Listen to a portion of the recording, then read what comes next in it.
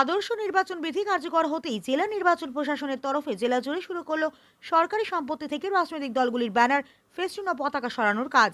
বুধবার আসানসোলের কুল্লি বিধানসভা এলাকায় এই ঘটনা চোখে পড়ল। প্রশাসনের তরফে জানানো হয়েছে যে নির্বাচন ঘোষণা হওয়ার পর থেকে নির্বাচন কমিশনারের তরফে জানানো বিধি নিষেধ বেঁধে দেওয়া হয়, যেমন সরকারি পোল বিল্ডিং সহ বিভিন্ন সরকারি সম্পত্তিতে কোনো দলীয় পতাকা, ফেস্টুন, ব্যানার লাগানো যাবে না। তাছাড়া কোনো সরকারি কাজ এখন করা যাবে না।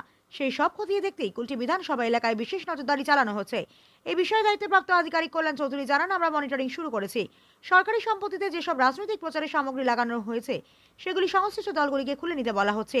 নির্দিষ্ট সময়ের মধ্যে না সরালে প্রশাসন নিজেই সেগুলি খুলে ডিএম অফিসে জমা করবে। কাজল মিত্রের রিপোর্ট।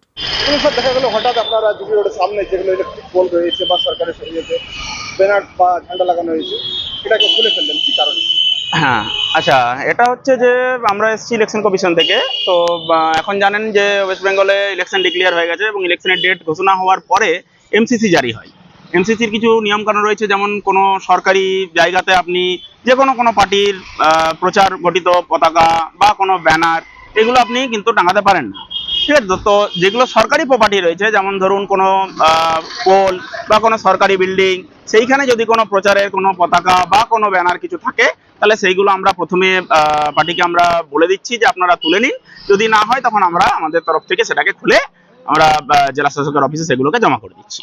এর আগে কি আপনি সর্বদলীয়কে আপনারা নোটিফিকেশন করেছেন?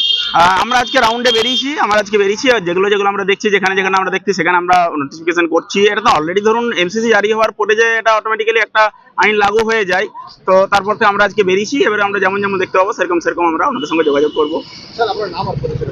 আমার হচ্ছে কল্যাণ চৌধুরী, আমি হচ্ছি এমসিসি টিমের মধ্যে আমি রয়েছি মেম্বার।